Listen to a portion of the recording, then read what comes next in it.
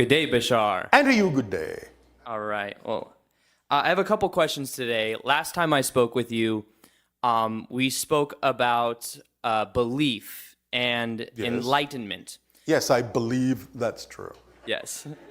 And when we were talking about it, what you were saying was that enlightened people such as Buddha or Krishna or Jesus, they went beyond belief and into knowing of themselves. Yes. So kind of playing on that, like after we had that conversation, I read the book Autobiography of a Yogi. Yes. And in it, he talks about some of his experiences with enlightened people in India. Yes. And some of those experiences included, making objects manifest instantly, or it included levitation. Yes. What belief, they would understand... Knowing. So they would know that reality is an illusion. Yes. So because it's an illusion, they don't need any beliefs to then impose upon reality.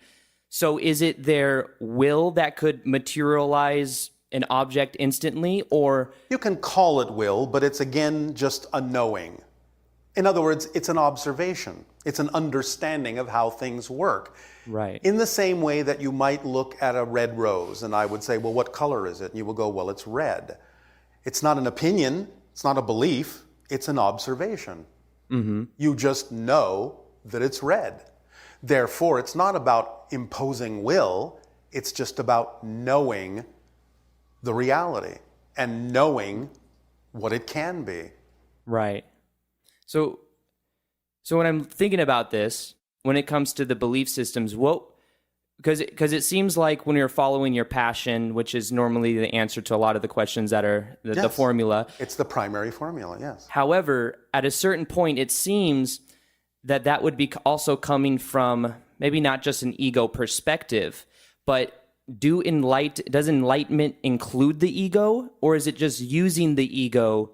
The ego is nothing more than a mask that allows you to perceive manifestations of physical reality. That's all the ego is. If you're referring to the negative ego, that's a different story.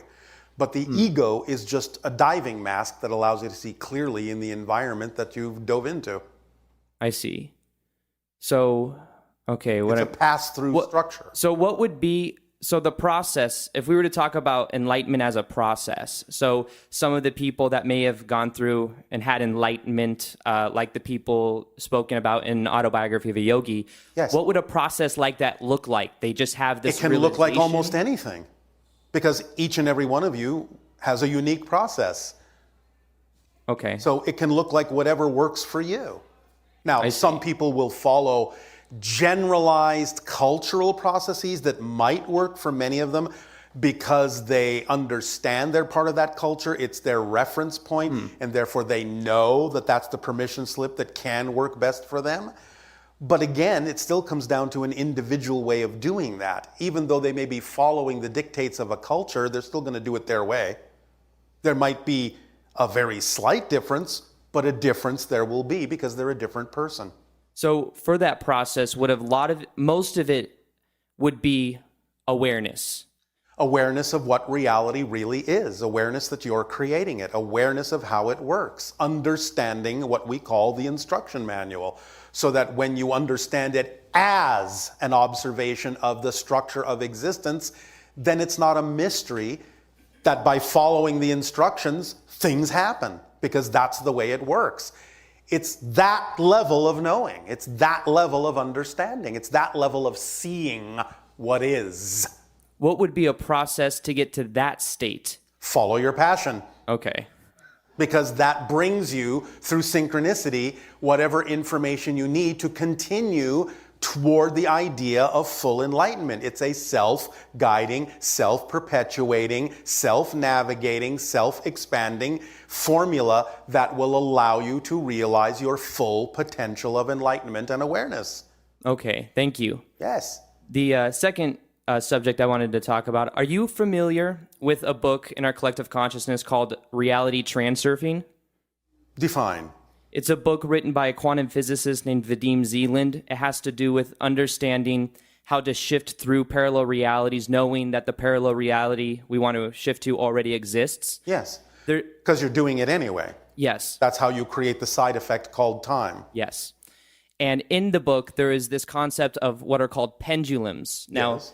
a pendulum is a thought structure or an idea that many people within a collective conditioning may be thinking of. So, for example, if you're a Republican or you're a Democrat, these would both represent pendulums because whether you agree with them or disagree with them, Yes. you're becoming part of a thought structure that has a Yes. gravitational pull on you. Yes, So- because you allow it to do so.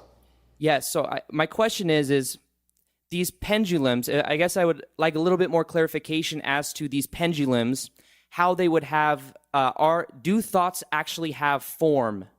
In a sense, they do have momentum.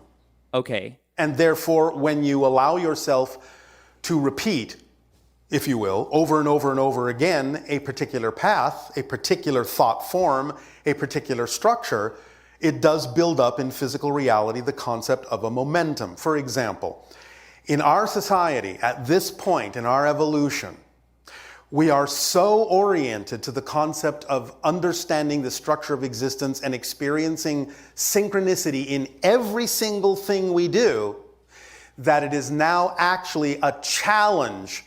It would be an effort to overcome the inertia of that direction in order to actually have a negative experience. Wow. So yes, it does build up because that's one of the definitions of physical reality, is that there is mass and energy. And therefore it has momentum. It has inertia. Okay. So That's what the pendulum is about. Building up a sense of inertia or mass that then may seem to make things difficult to swing in a different direction, because that's one of the definitions you have bought into of physical reality. You have called it the idea of laws of motion. there's when I was reading about this idea in the book, something kind of came to me because sometimes when I'm listening to certain songs via music, Yes. if I'm listening to a certain song that I feel like in the collective consciousness, millions of other people have listened to that same song and maybe Yes. generated a certain emotion, Yes. I feel like I can almost pick up on the thoughts of those people. Yes, of course you can, but it's not that you're picking up on their thoughts. It's that you're in the same frequency and having the same thoughts at the same time because of the thoughts that go with that frequency. Because you're putting see. yourself in a certain state. That's why we say telepathy is not reading someone else's mind. Right. It's being on the same wavelength and having the same thoughts at the same time synchronistically. I see. That's how that works. Thank you. You're welcome. Does that answer your question? It does. One other thing I wanted to touch on with the pendulum idea is Yes. understanding, you touched on it earlier with archetypes. Yes. The archetypes within our collective consciousness, Yes. if we are unaware of the archetypes, do the archetypes still have power, not over us, but do they still influence us? Because we've They incarnated. can, depending upon the level of unawareness that you have agreed to abide by. So in other words, if you're simply saying it's okay for them to have that influence because I don't really need to know about it, I'm running on automatic because I need to pay attention to other things, then yes, the so-called influence can be built into the structure. But there can be levels where you simply realize that there is no influence at all, whether you're aware or unaware of it, because that's what you've chosen as a theme. Okay. And it's not necessarily relevant for influence from that particular archetype, at least not in any major way that would be discernible in your life. I see. But generally, you have agreed to play by the overall rules of the game. We often use chess as an analogy for your people because it's a game you're familiar with. You may say, well, I'm going to play chess, therefore I have to abide by the rules of chess, otherwise I'm not playing that game. But you don't necessarily have to pay attention. Once you understand the rules, you can focus on other things. You can focus on what kind of pieces you're using, what they're made of, what your strategy is, so on and so forth, without necessarily having to pay attention to the rules anymore because they're so ingrained that it's automatic. It's sort of like that. I see. Thank you. And then the third topic that I wanted to touch upon, when my mom was pregnant with me, she had an ET experience. Yes. And she had a good memory of it. She never told my dad, though, because she was worried about what my dad would thought, so she kind of held it in for a while, but had to do with her being on a table. And, Yes. And she was paralyzed from like the neck Part of down. the hybridization agenda, yes. So what was that? I just told you, part of the hybridization agenda. But it has to do with me specifically? Well, alterations genetically were made because the new generation of people now for quite some time are not just a new generation. They are a new species. I see.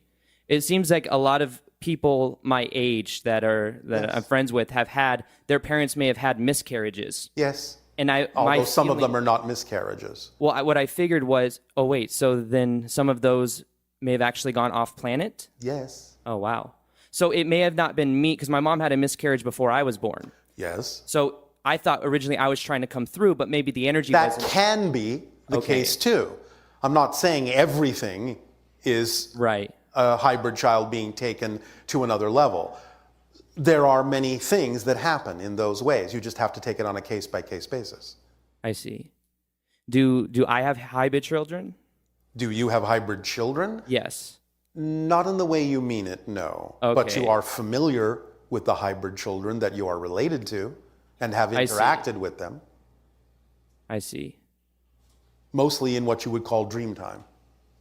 Okay. And in dream time, it seems like the things, I guess for most people, just in general, when we're going into dream state, one thing we may do is look at probable realities we could experience, setting up certain appointments. Yes. And then another thing could be just being at higher levels of consciousness or in different dimensions. And another could be that you are forming memories from experiences you're having in other realities that simply comes through as what you call a dream.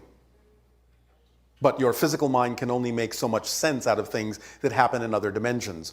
So it will use whatever props it is familiar with, and that's why some dreams may seem to be a little disjointed and crazy. That don't make sense because there are only so many props that the physical mind can use to represent what might have happened in a reality in which those props don't exist. I see.